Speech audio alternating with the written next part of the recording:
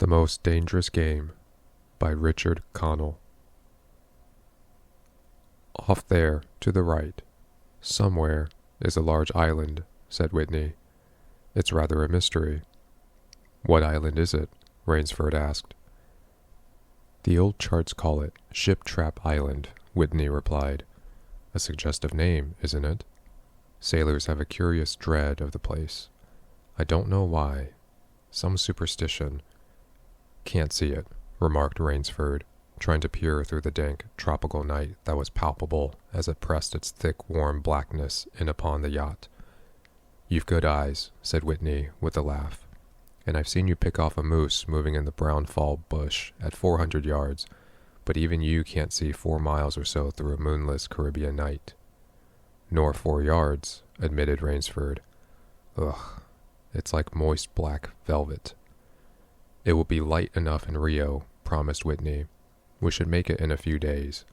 I hope the Jaguar guns have come from Purdy's. We should have some good hunting up the Amazon. Great sport, hunting. The best sport in the world, agreed Rainsford.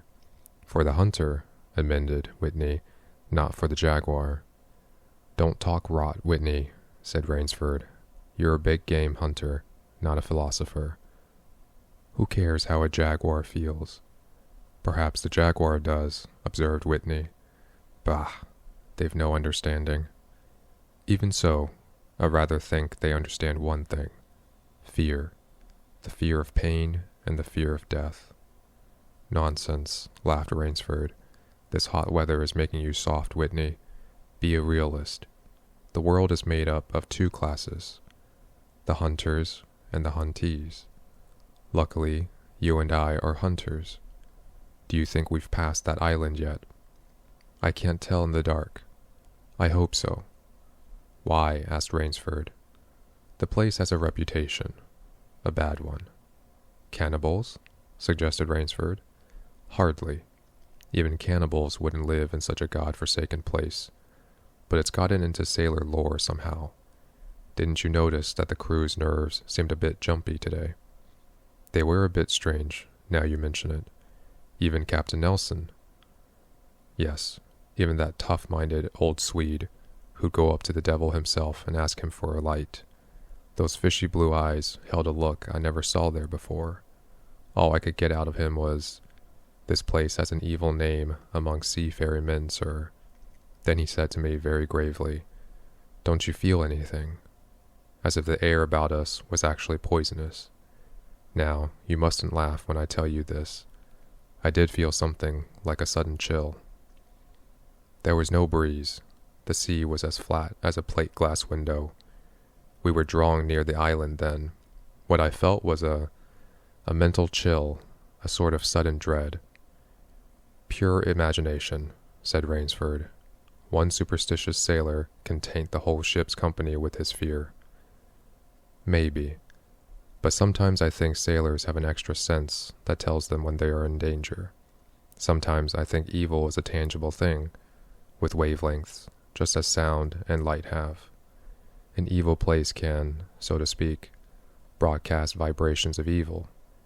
Anyhow, I'm glad we're getting out of this zone. Well, I think I'll turn in now, Rainsford. I'm not sleepy, said Rainsford. I'm going to smoke another pipe up on the after deck. Good night then, Rainsford. See you at breakfast. Right. Good night, Whitney. There was no sound in the night as Rainsford sat there but the muffled throb of the engine that drove the yacht swiftly through the darkness, and the swish and ripple of the wash of the propeller. Rainsford, reclining in a steamer chair, indolently puffed on his favorite briar. The sensuous drowsiness of the night was on him. It's so dark, he thought, that I could sleep without closing my eyes. The night would be my eyelids. An abrupt sound startled him. Off to the right he heard it, and his ears, expert in such matters, could not be mistaken. Again he heard the sound, and again. Somewhere, off in the blackness, someone had fired a gun 3 times. Rainsford sprang up and moved quickly to the rail, mystified.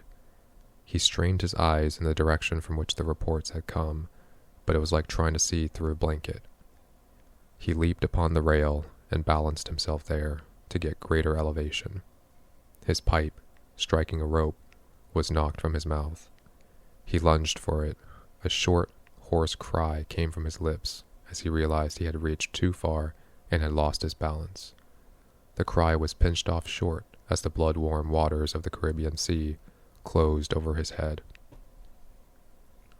He struggled up to the surface and tried to cry out, but the wash from the speeding yacht slapped him in the face, and the salt water in his open mouth made him gag and strangle. Desperately, he struck out with long strokes after the receding lights of the yacht, but he stopped before he had swum 50 feet.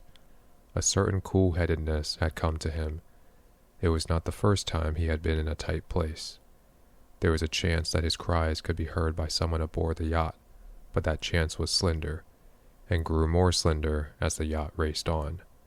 He wrestled himself out of his clothes and shouted with all his power. The lights of the yacht became faint and ever-vanishing fireflies. Then they were blotted out entirely by the night. Rainsford remembered the shots.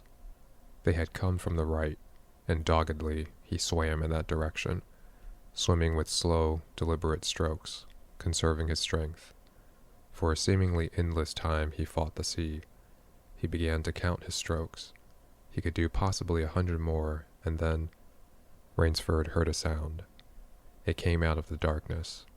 A high, screaming sound. The sound of an animal in an extremity of anguish and terror. He did not recognize the animal that made the sound. He did not try to. With fresh vitality, he swam toward the sound. He heard it again. Then it was cut short by another crisp staccato. "Pistol shot," muttered Rainsford, swimming on. 10 minutes of determined effort brought another sound to his ears, the most welcome he had ever heard, the muttering and growling of the sea breaking on a rocky shore. He was almost on the rocks before he saw them. On a night less calm, he would have been shattered against them. With his remaining strength, he dragged himself from the swirling waters. Jagged crags appeared to jut up into the opaqueness. He forced himself upward, hand over hand. Gasping, his hands raw, he reached a flat place at the top. Dense jungle came down to the very edge of the cliffs. What perils that tangle of trees and underbrush might hold for him did not concern Rainsford just then.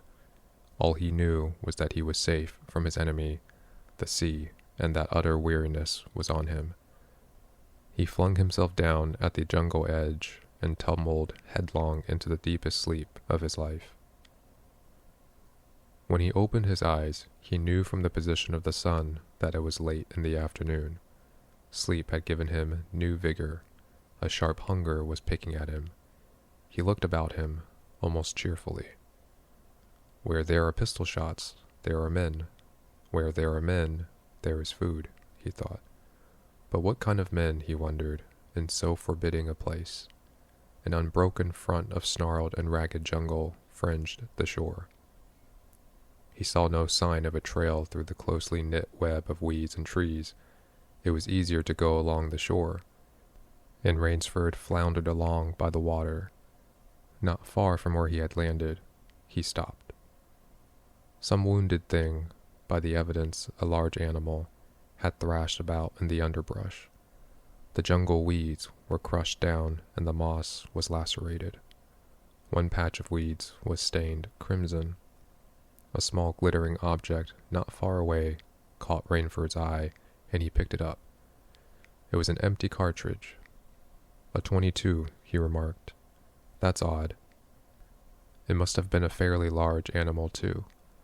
The hunter had his nerve with him to tackle it with a light gun. It's clear that the brute put up a fight. I suppose the first 3 shots I heard was when the hunter flushed his quarry and wounded it. The last shot was when he trailed it here and finished it. He examined the ground closely and found what he had hoped to find, the print of hunting boots. They pointed along the cliff in the direction he had been going. Eagerly he hurried along, now slipping on a rotten log or a loose stone, but making headway. night was beginning to settle down on the island. Bleak darkness was blacking out the sea and jungle when Rainsford sighted the lights. He came upon them as he turned a crook in the coastline, and his first thought was that he had come upon a village, for there were many lights. But as he forged along, he saw to his great astonishment that all the lights were in one enormous building, a lofty structure with pointed towers plunging upward into the gloom. His eyes made out the shadowy outlines of a palatial chateau. It was set on a high bluff, and on 3 sides of it cliffs dived down to where the sea licked greedy lips into the shadows. Mirage, thought Rainsford, but it was no mirage, he found, when he opened the tall spiked iron gate. The stone steps were real enough. The massive door with the leering gargoyle for a knocker was real enough, yet about it all hung an air of unreality. He lifted the knocker, and it creaked up stiffly, as if it had never before been used. He let it fall, and it startled him with its booming loudness. He thought he heard steps within. The door remained closed. Again, Rainsford lifted the heavy knocker and let it fall. The door opened as suddenly as if it were on a spring, and Rainsford stood blinking in the river of glaring gold light that poured out. The first thing Rainsford's eyes discerned was the largest man Rainsford had ever seen, a gigantic creature, solidly made and black-bearded to the waist. In his hand, the man held a long-barreled revolver, and he was pointing it straight at Rainsford's heart. Out of the snarl of beard, 2 small eyes regarded Rainsford. "Don't be alarmed," said Rainsford, with a smile which he hoped was disarming. "I'm no robber. I fell off a yacht. My name is Sanger Rainsford of New York City." The menacing look in the eyes did not change. The revolver pointed as rigidly as if the giant were a statue. He gave no sign that he understood Rainsford's words, or that he had even heard them. He was dressed in uniform, a black uniform trimmed with gray astrakhan. "I'm Sanger Rainsford of New York," Rainsford began again. "I fell off a yacht. I am hungry." The man's only answer was to raise with his thumb the hammer of his revolver. Then Rainsford saw the man's free hand go to his forehead in a military salute, and he saw him click his heels together and stand at attention. Another man was coming down the broad marble steps, an erect, slender man in evening clothes. He advanced to Rainsford and held out his hand. In a cultivated voice, marked by a slight accent that gave it added precision and deliberateness, he said, "It is a very great pleasure and honor to welcome Mr. Sanger Rainsford, the celebrated hunter, to my home." Automatically, Rainsford shook the man's hand. "I've read your book about hunting snow leopards in Tibet, you see," explained the man. "I am General Zaroff." Rainsford's first impression was that the man was singularly handsome. His second was that there was an original, almost bizarre quality about the general's face. He was a tall man past middle age, for his hair was a vivid white, but his thick eyebrows and pointed military mustache were as black as the night from which Rainsford had come. His eyes, too, were black and very bright. He had high cheekbones, a sharp-cut nose, a spare dark face, the face of a man used to giving orders, the face of an aristocrat. Turning to the giant in uniform, the general made a sign. The giant put away his pistol, saluted, withdrew. "Ivan is an incredibly strong fellow," remarked the general, "but he has the misfortune to be deaf and dumb. A simple fellow, but, I'm afraid, like all his race, a bit of a savage." "Is he Russian?" "He is a Cossack," said the general, and his smile showed red lips and pointed teeth. "So am I." "Come," he said, "we shouldn't be chatting here. We can talk later. Now you want clothes, food, rest. You shall have them. This is a most restful spot." Ivan had reappeared, and the general spoke to him with lips that moved, but gave forth no sound. "Follow Ivan if you please, Mr. Rainsford," said the general. "I was about to have my dinner when you came. I'll wait for you. You'll find that my clothes will fit you, I think." It was to a huge beam-ceilinged bedroom with a canopied bed big enough for 6 men that Rainsford followed the silent giant. Ivan laid out an evening suit, and Rainsford, as he put it on, noticed that it came from a London tailor who ordinarily cut and sewed for none below the rank of duke. The dining room to which Ivan conducted him was in many ways remarkable. There was a medieval magnificence about it. It suggested a baronial hall of feudal times with its oaken panels, its high ceiling, its vast refectory table where 20 men could sit down to eat. About the hall were the mounted heads of many animals: lions, tigers, elephants, moose, bears, larger or more perfect specimens Rainsford had never seen. At the great table, the general was sitting alone. "You'll have a cocktail, Mr. Rainsford," he suggested. The cocktail was surpassingly good, and Rainsford noted the table appointments were of the finest: the linen, the crystal, the silver, the china. They were eating borscht, the rich red soup with whipped cream so dear to Russian palates. Half apologetically, General Tsar said, "We do our best to preserve the amenities of civilization here. Please forgive any lapses. We are well off the beaten track, you know. Do you think the champagne has suffered from its long ocean trip?"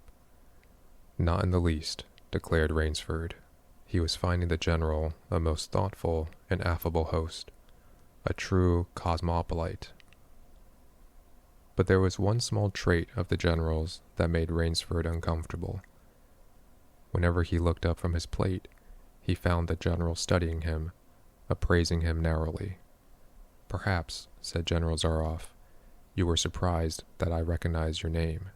You see, I read all books on hunting published in English, French, and Russian. I have but one passion in my life, Mr. Rainsford, and it is the hunt." "You have some wonderful heads here," said Rainsford as he ate a particularly well-cooked filet mignon. "That Cape buffalo is the largest I ever saw." "Oh, that fellow. Yes, he was a monster." "Did he charge you?" "Hurled me against a tree," said the general. "Fractured my skull, but I got the brute." "I've always thought," said Rainsford, "that the Cape buffalo is the most dangerous of all big game." For a moment, the general did not reply. He was smiling his curious red-lipped smile. Then he said slowly, "No, you are wrong, sir. The Cape buffalo is not the most dangerous big game." He sipped his wine. "Here in my preserve on this island," he said, in the same slow tone, "I hunt more dangerous game." Rainsford expressed his surprise. "Is there big game on this island?" The general nodded. "The biggest."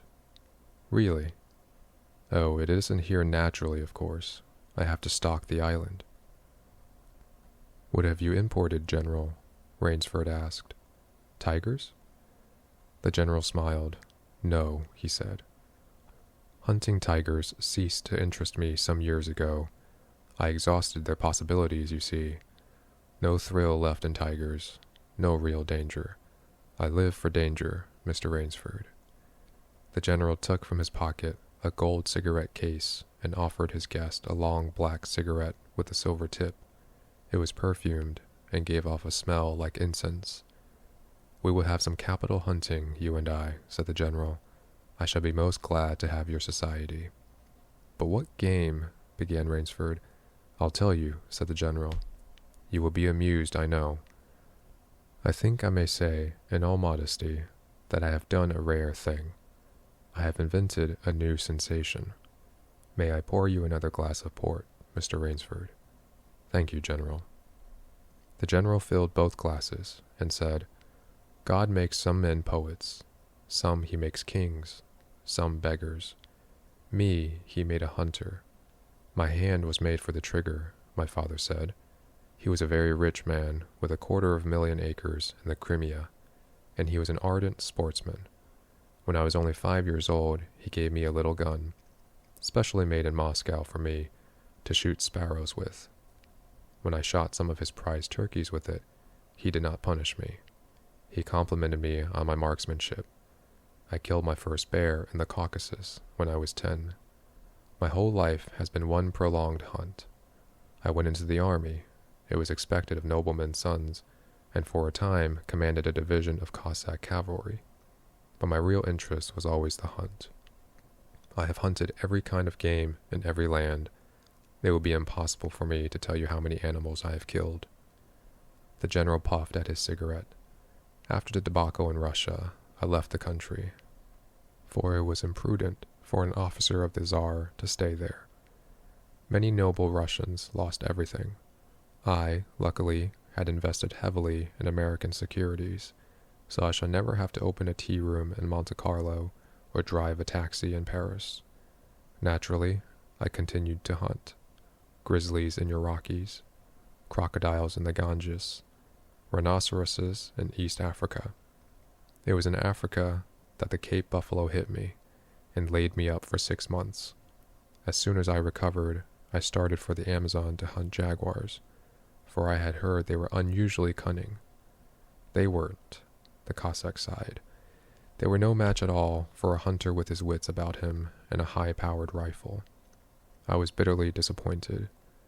I was lying in my tent with a splitting headache one night when a terrible thought pushed its way into my mind.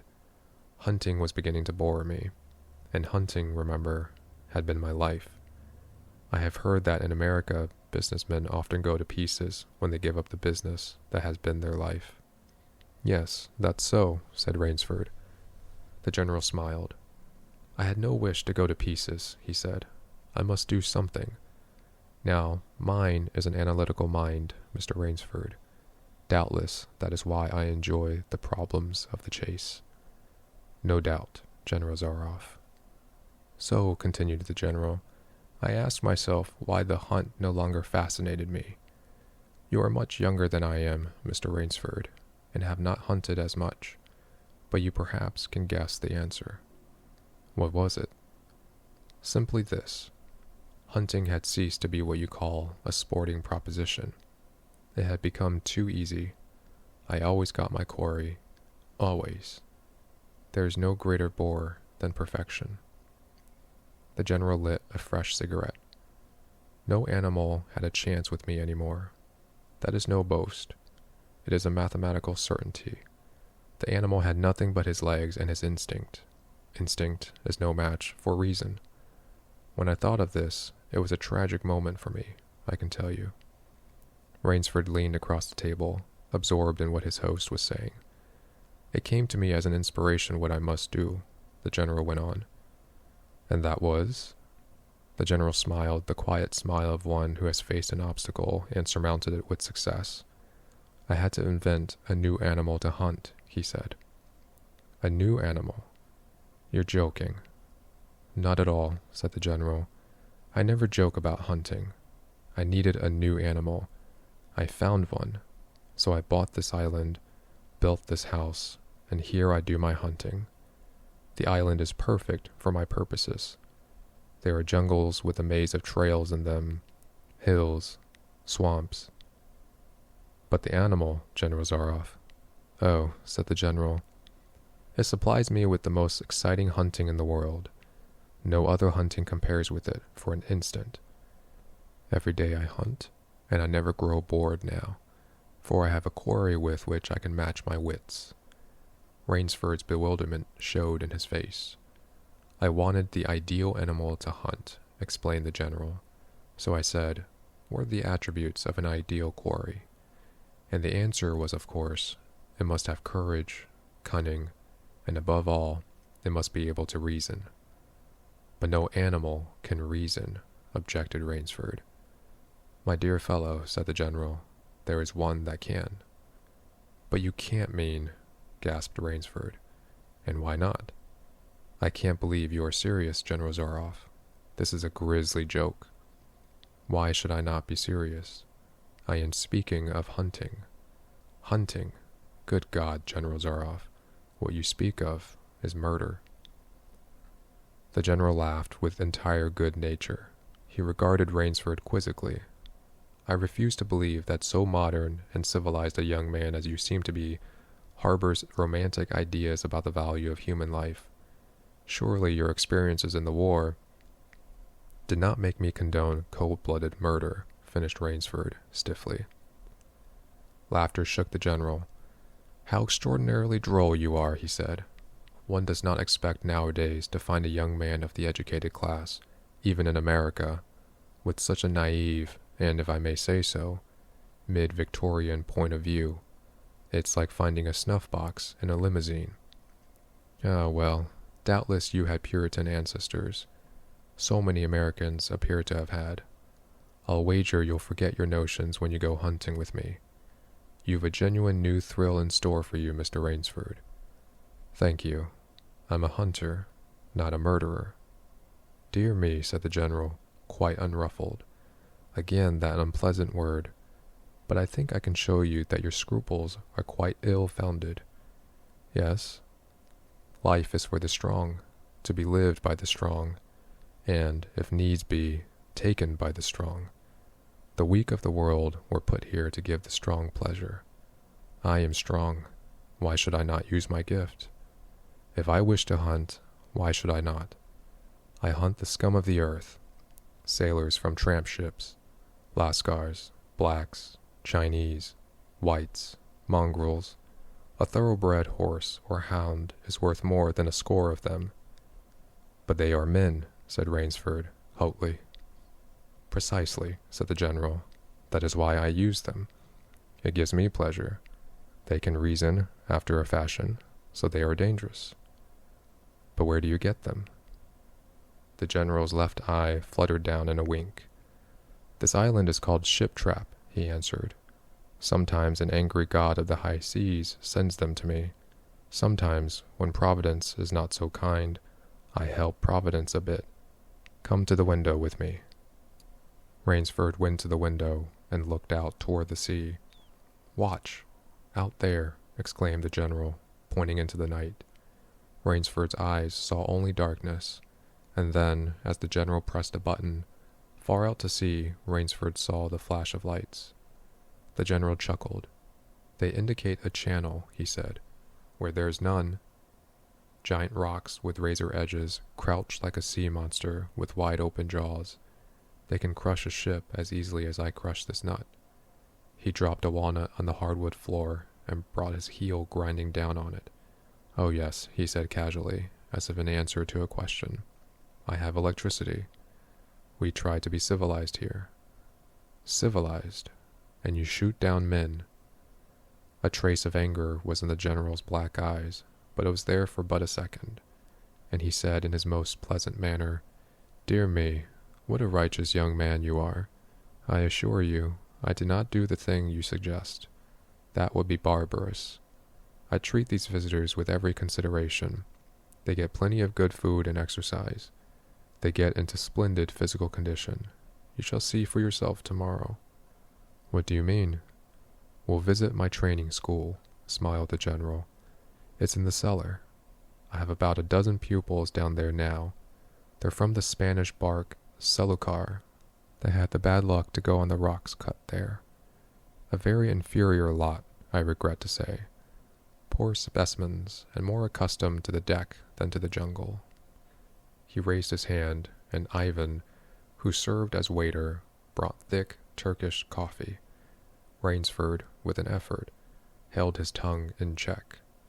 It's a game, you see, pursued the general blandly. I suggest to one of them that we go hunting.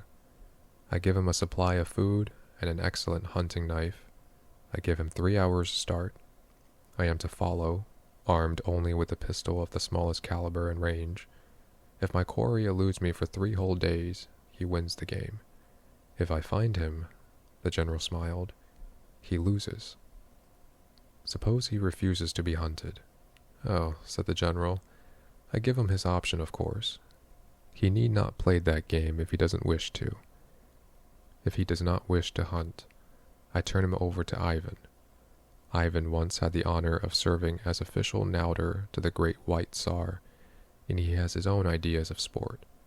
Invariably, Mr. Rainsford, invariably they choose the hunt. And if they win, the smile on the general's face widened.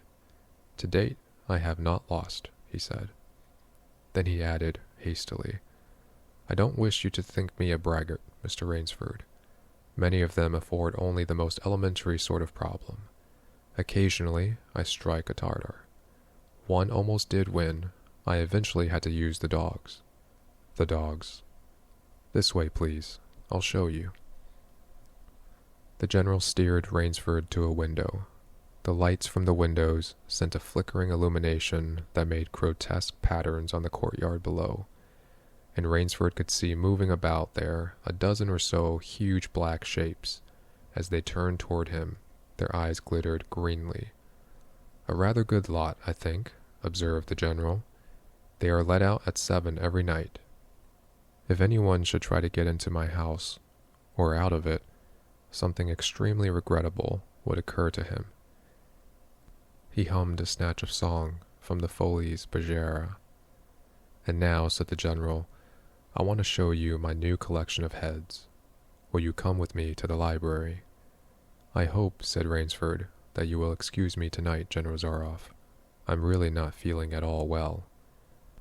Indeed, the general inquired solicitously. Well, I hope that's only natural, after your long swim. You need a good, restful night's sleep. Tomorrow, you'll feel like a new man, I'll wager. Then we'll hunt, eh? I've one rather promising prospect. Rainsford was hurrying from the room. Sorry, you can't go with me tonight, called the general. I expect rather fair sport. A big, strong black. He looks resourceful. Well, good night, Mr. Rainsford. I hope you have a good night's rest. The bed was good, and the pajamas of the softest silk, and he was tired in every fiber of his being. But nevertheless, Rainsford could not quiet his brain with the opiate of sleep. He lay, eyes wide open. Once he thought he heard stealthy steps in the corridor outside his room. He sought to throw open the door. It would not open. He went to the window and looked out. His room was high up in one of the towers.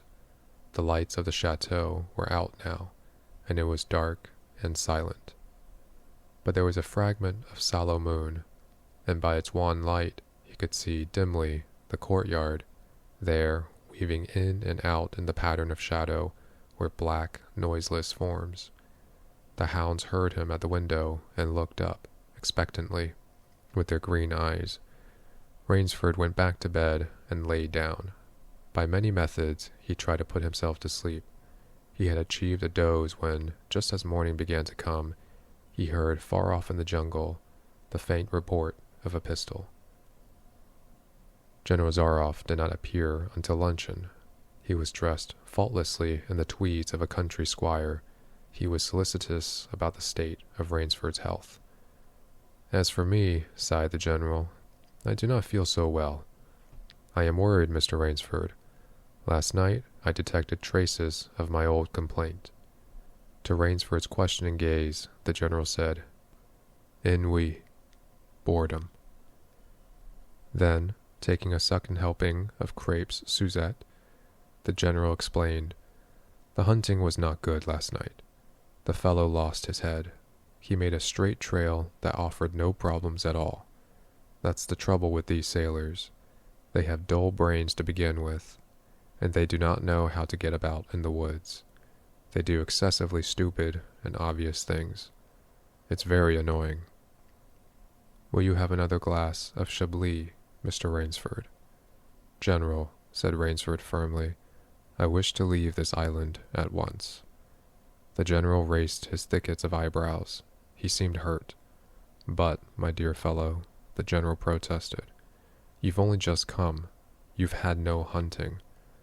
I wish to go today, said Rainsford. He saw the dead, black eyes of the general on him, studying him. General Zaroff's face suddenly brightened. He filled Rainsford's glass with venerable Chablis from a dusty bottle. Tonight, said the general, we will hunt, you and I. Rainsford shook his head. No, General, he said, I will not hunt. The general shrugged his shoulders and delicately ate a hothouse grape. "As you wish, my friend," he said. "The choice rests entirely with you. But may I not venture to suggest that you will find my idea of sport more diverting than Ivan's?"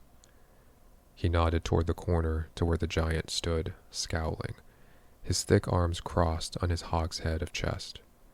"You don't mean—" cried Rainsford.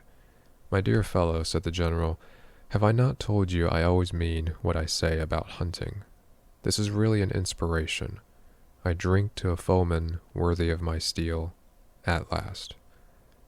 The general raised his glass, but Rainsford sat staring at him. "You'll find this game worth playing," the general said enthusiastically. "Your brain against mine. Your woodcraft against mine. Your strength and stamina against mine. Outdoor chess, and the stake is not without value, eh?" "And if I win," began Rainsford huskily, "I'll cheerfully acknowledge myself defeated if I do not find you by midnight of the third day," said General Zaroff. "My sloop will place you on the mainland near a town." The general read what Rainsford was thinking. "Oh, you can trust me," said the Cossack. "I will give you my word as a gentleman and a sportsman. Of course, you, in turn, must agree to say nothing of your visit here." "I'll agree to nothing of the kind," said Rainsford. "Oh," said the general, "in that case—" "But why discuss that now? 3 days hence we can discuss it over a bottle of Veuve Clicquot, unless—" The general sipped his wine. Then a businesslike air animated him. "Ivan," he said to Rainsford, "will supply you with hunting clothes, food, a knife. I suggest you wear moccasins. They leave a poorer trail. I suggest, too, that you avoid the big swamp in the southeast corner of the island. We call it Death Swamp. There's quicksand there. One foolish fellow tried it.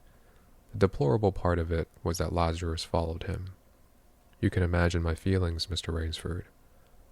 I loved Lazarus. He was the finest hound in my pack.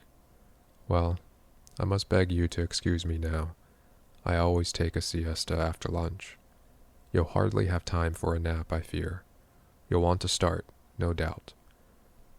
I shall not follow till dusk. Hunting at night is so much more exciting than by day, don't you think? Au revoir, Mr. Rainsford. Au revoir." General Zaroff, with a deep, courtly bow, strolled from the room. From another door came Ivan. Under one arm he carried khaki hunting clothes, a haversack of food, a leather sheath containing a long-bladed hunting knife. His right hand rested on a cocked revolver thrust in the crimson sash about his waist. Rainsford had fought his way through the bush for 2 hours. "I must keep my nerve. I must keep my nerve," he said, through tight teeth. He had not been entirely clear-headed when the chateau gates snapped shut behind him. His whole idea at first was to put distance between himself and General Zaroff, and to this end he had plunged along, spurred on by the sharp rowels of something very like panic. Now he had got a grip on himself, had stopped, and was taking stock of himself and the situation. He saw that straight flight was futile. Inevitably, it would bring him face to face with the sea. He was in a picture with a frame of water, and his operations, clearly, must take place within that frame. "I'll give him a trail to follow," muttered Rainsford, and he struck off from the rude path he had been following into the trackless wilderness. He executed a series of intricate loops. He doubled on his tail again and again, recalling all the lore of the fox hunt and all the dodges of the fox. Night found him leg-weary, with hands and face lashed by the branches, on a thickly wooded ridge. He knew it would be insane to blunder on through the dark, even if he had the strength. His need for rest was imperative, and he thought, "I have played the fox, now I must play the cat of the fable." A big tree with a thick trunk and outspread branches was nearby, and, taking care to leave not the slightest mark, he climbed up into the crotch, and stretching out on one of the broad limbs after a fashion, rested. Rest brought him new confidence and almost a feeling of security. Even so zealous a hunter as General Zaroff could not trace him here, he told himself. Only the devil himself could follow that complicated trail through the jungle after dark, but perhaps the general was a devil. An apprehensive night crawled slowly by like a wounded snake, and sleep did not visit Rainsford, although the silence of a dead world was on the jungle. Toward morning, when a dingy gray was varnishing the sky, the cry of some startled bird focused Rainsford's attention in that direction. Something was coming through the bush, coming slowly, carefully, coming by the same winding way Rainsford had come. He flattened himself down on the limb, and through a screen of leaves almost as thick as tapestry, he watched. The thing that was approaching was a man. It was General Zaroff. He made his way along with his eyes fixed in utmost concentration on the ground before him. He paused, almost beneath the tree, dropped to his knees, and studied the ground. Rainsford's impulse was to hurl himself down like a panther, but he saw that the general's right hand held something metallic, a small automatic pistol. The hunter shook his head several times as if he were puzzled. Then he straightened up and took from his case one of his black cigarettes. Its pungent incense-like smoke floated up to Rainsford's nostrils. Rainsford held his breath. The general's eyes had left the ground and were traveling inch by inch up the tree. Rainsford froze there, every muscle tensed for a spring, but the sharp eyes of the hunter stopped before they reached the limb where Rainsford lay. A smile spread over his brown face. Very deliberately, he blew a smoke ring into the air, then he turned his back on the tree and walked carelessly away, back along the trail he had come. The swish of the underbrush against his hunting boots grew fainter and fainter. The pent-up air burst hotly from Rainsford's lungs. His first thought made him feel sick and numb. The general could follow a trail through the woods at night. He could follow an extremely difficult trail. He must have uncanny powers. Only by the merest chance had the Cossack failed to see his quarry. Rainsford's second thought was even more terrible. It sent a shudder of cold horror through his whole being. Why had the general smiled? Why had he turned back? Rainsford did not want to believe what his reason told him was true. But the truth was as evident as the sun that had by now pushed through the morning mists. The general was playing him. The general was saving him for another day's sport. The Cossack was the cat. He was the mouse. Then it was that Rainsford knew the full meaning of terror. I will not lose my nerve. I will not. He slid down from the tree and struck off again into the woods. His face was set, and he forced the machinery of his mind to function. 300 yards from his hiding place, he stopped where a huge dead tree leaned precariously on a smaller, living one. Throwing off his sack of food, Rainsford took his knife from its sheath and began to work with all his energy. The job was finished at last, and he threw himself down behind a fallen log 100 feet away. He did not have to wait long. The cat was coming again to play with the mouse. Following the trail with the sureness of a bloodhound came General Zaroff. Nothing escaped those searching black eyes. No crushed blade of grass, no bent twig, no mark, no matter how faint, in the moss. So intent was the Cossack on his stalking that he was upon the thing Rainsford had made before he saw it. His foot touched the protruding bow that was the trigger. Even as he touched it, the general sensed his danger and leaped back with the agility of an ape. But he was not quite quick enough. The dead tree, delicately adjusted to rest on the cut living one, crashed down and struck the general a glancing blow on the shoulder as it fell. But for his alertness, he must have been smashed beneath it. He staggered, but he did not fall, nor did he drop his revolver. He stood there, rubbing his injured shoulder, and Rainsford, with fear again gripping his heart, heard the general's mocking laugh ring through the jungle. "Rainsford," called the general, "if you are within sound of my voice, as I suppose you are, let me congratulate you. Not many men know how to make a Malay man-catcher. Luckily for me, I too have hunted in Malacca. You are proving interesting, Mr. Rainsford. I am going now to have my wound dressed. It's only a slight one. But I shall be back. I shall be back." When the general, nursing his bruised shoulder, had gone, Rainsford took up his flight again. It was flight now, a desperate, hopeless flight that carried him on for some hours. Dusk came, then darkness, and still he pressed on. The ground grew softer under his moccasins. The vegetation grew ranker, denser. Insects bit him savagely. Then, as he stepped forward, his foot sank into the ooze. He tried to wrench it back, but the muck sucked viciously at his foot, as if it were a giant leech. With a violent effort, he tore his foot loose. He knew where he was now, Death Swamp and its quicksand. His hands were tight closed, as if his nerve were something tangible that someone in the darkness was trying to tear from his grip. The softness of the earth had given him an idea. He stepped back from the quicksand a dozen feet or so, and, like some huge prehistoric beaver, he began to dig. Rainsford had dug himself in France when a second's delay meant death. That had been a placid pastime compared to his digging now. The pit grew deeper. When it was above his shoulders, he climbed out and from some hard saplings cut stakes and sharpened them to a fine point. These stakes he planted in the bottom of the pit with the points sticking up. With flying fingers he wove a rough carpet of weeds and branches, and with it he covered the mouth of the pit.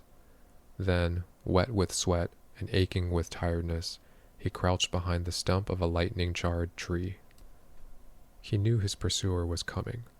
He heard the padding of feet on the soft earth, and the night breeze brought him the perfume of the general's cigarette. It seemed to Rainsford that the general was coming with unusual swiftness. He was not feeling his way along, foot by foot. Rainsford, crouching there, could not see the general, nor could he see the pit. He lived a year in a minute. Then he felt an impulse to cry aloud with joy, for he heard the sharp crackle of the breaking branches as the cover of the pit gave away. He heard the sharp scream of pain as the pointed stakes found their mark. He leaped up from his place of concealment. Then he cowered back. 3 feet from the pit a man was standing, with an electric torch in his hand. "You've done well, Rainsford," the voice of the general called. "Your Burmese tiger pit has claimed one of my best dogs. Again you score. I think, Mr. Rainsford, I'll see what you can do against my whole pack. I'm going home for a rest now. Thank you for a most amusing evening." At daybreak, Rainsford, lying near the swamp, was awakened by a sound that made him know that he had new things to learn about fear. It was a distant sound, faint and wavering, but he knew it. It was the baying of a pack of hounds. Rainsford knew he could do one of 2 things. He could stay where he was and wait. That was suicide. He could flee. That was postponing the inevitable. For a moment he stood there, thinking. An idea that held a wild chance came to him, and, tightening his belt, he headed away from the swamp. The baying of the hounds grew nearer, then still nearer, nearer, ever nearer. On a ridge, Rainsford climbed a tree. Down a watercourse, not a quarter of a mile away, he could see the bush moving. Straining his eyes, he saw the lean figure of General Zaroff just ahead of him. Rainsford made out another figure whose wide shoulders surged through the tall jungle weeds. It was the giant Ivan, and he seemed pulled forward by some unseen force. Rainsford knew that Ivan must be holding the pack in leash. They would be on him any minute now. His mind worked frantically. He thought of a native trick he had learned in Uganda. He slid down the tree. He caught hold of a springy young sapling, and to it he fastened his hunting knife, with the blade pointing down the trail. With a bit of wild grapevine, he tied back the sapling. Then he ran for his life. The hounds raised their voices as they hit the fresh scent. Rainsford knew now how an animal at bay feels. He had to stop to get his breath. The baying of the hounds stopped abruptly, and Rainsford's heart stopped too. They must have reached the knife. He shinned excitedly up a tree and looked back. His pursuers had stopped, but the hope that was in Rainsford's brain when he climbed down died, for he saw in the shallow valley that General Zaroff was still on his feet, but Ivan was not. The knife, driven by the recoil of the springing tree, had not wholly failed. Rainsford had hardly tumbled to the ground when the pack took up the cry again. "Nerve, nerve, nerve," he panted as he dashed along. A blue gap showed between the trees dead ahead. Ever nearer drew the hounds. Rainsford forced himself on toward the gap. He reached it. It was the shore of the sea. Across a cove, he could see the gloomy gray stone of the chateau. 20 feet below him, the sea rumbled and hissed. Rainsford hesitated.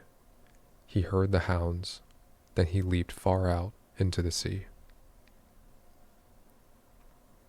When the general and his pack reached the place by the sea, the Cossack stopped. For some minutes he stood regarding the blue-green expanse of water. He shrugged his shoulders. Then he sat down, took a drink of brandy from a silver flask, lit a perfumed cigarette, and hummed a bit from Madama Butterfly.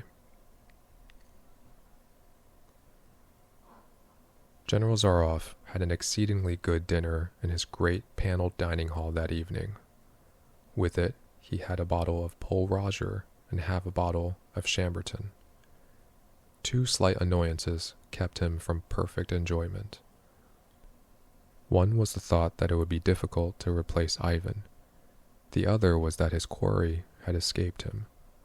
Of course, the American hadn't played the game, so thought the general as he tasted his after-dinner liqueur. In his library he read, to soothe himself, from the works of Marcus Aurelius.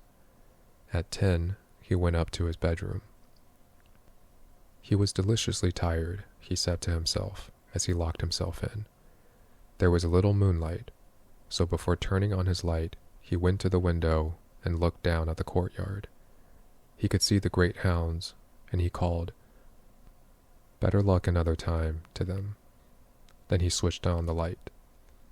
A man, who had been hiding in the curtains of the bed, was standing there. "Rainsford," screamed the general, "how in God's name did you get here?" "Swam," said Rainsford. "I found it quicker than walking through the jungle." The general sucked in his breath and smiled. "I congratulate you," he said. "You have won the game." Rainsford did not smile. "I am still a beast at bay," he said in a low, hoarse voice. "Get ready, General Zaroff." The general made one of his deepest bows. "I see," he said. "Splendid. One of us is to furnish a repast for the hounds. The other will sleep in this very excellent bed. On guard, Rainsford." He had never slept in a better bed, Rainsford decided.